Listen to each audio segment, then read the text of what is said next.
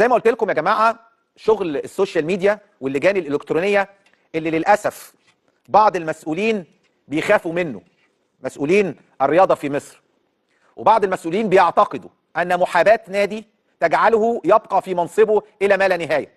وانا باكد لكم من دلوقتي ان هذا الاتحاد مش هيكمل، وان لجنه التظلمات برئاسه المستشار عادل الشربجي مش هتكمل. تمام؟ وان في البدايه كان اللجان الالكترونيه شغاله على ايه؟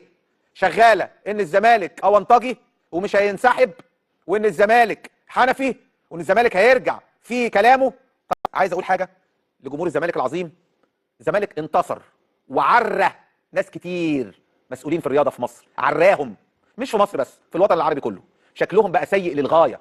الحاجات بقى اللي كانت بتخلص بالتليفونات، واللوائح اللي بتتغير في ثانيه، واللوائح اللي بتتغير في نص الموسم، والقوانين على المزاج،